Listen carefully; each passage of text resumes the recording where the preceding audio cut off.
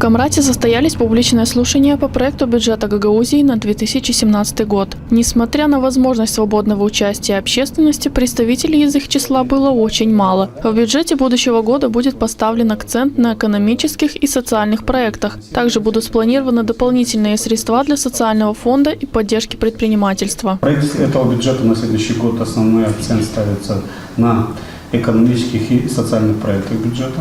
У нас внедряется два фонда новых.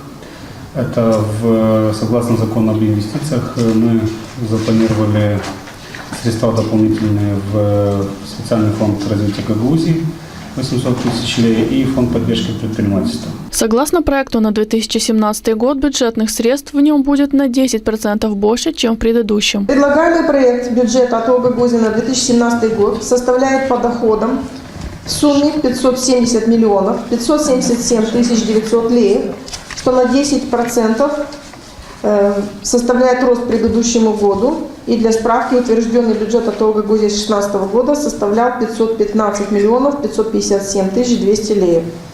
По расходам, соответственно, на следующий год бюджет составит 570 миллионов 570 тысяч 900 лей. Проект бюджета АТО Гагаузии на 2017 год сбалансирован и не предусматривает дефицита.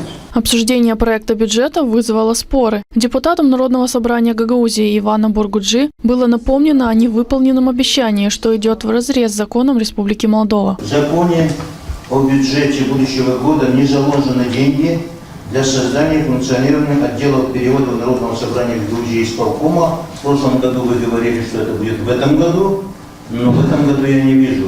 Есть решение Народного собрания, его нужно исполнять. Потому что в противном случае мы никогда не будем переводить на гагаузский язык, на другие языки. Наш закон обязывает все переводить на 3 языка. И мы принимали решение, надо выполнять принятое решение. Для комиссии, да. Спорным оказался и вопрос, касаемый переписи населения. По словам директора Центра региональных инициатив в Камрате Михаила Шальвира, перепись населения за собственные средства проводить не стоит. Такого мнения, однако, придерживались не все. Я все-таки хотел вернуться к вопросу по поводу переписи населения и необходимость данной процедуры, дорогостоимость данной процедуры. И стоит ли это проводить собственными силами, имеет ли смысл, кто потом будет обрабатывать эти данные, каким образом будут анализироваться эти данные и использоваться эти данные. Поэтому я считаю, что это чрезмерная трата средств бюджетных, которая не нужна на данный момент. Думаю, что мы проведем переговоры и, возможно, всего быстрее, наверное, что какие-то финансы мы добьемся именно для этих целей. Потому что республика как бы провела уже опрос. Разрешите? Пожалуйста.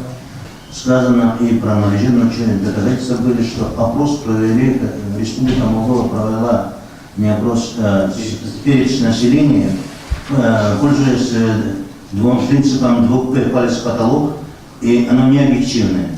И в связи с этим мы приняли решение, чтобы провести собственный объективный перепись населения. Этот перепись деньги окупятся поскольку, если мы объективно проведем, то для планирования исполнительной власти своей дальнейшей работы все это окупится в столице.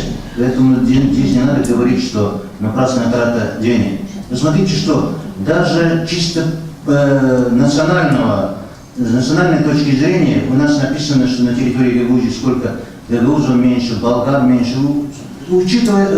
Учитывать совершенно по-разному, не учитывали реально, многих вообще не учитывали. Я извиняюсь, очень коротко, по поводу качества национальной переписи населения, конечно, не оставляет вопросов, но мой посыл в том, что на данный момент у нас нет возможности проводить эту перепись, анализировать качественно это делать.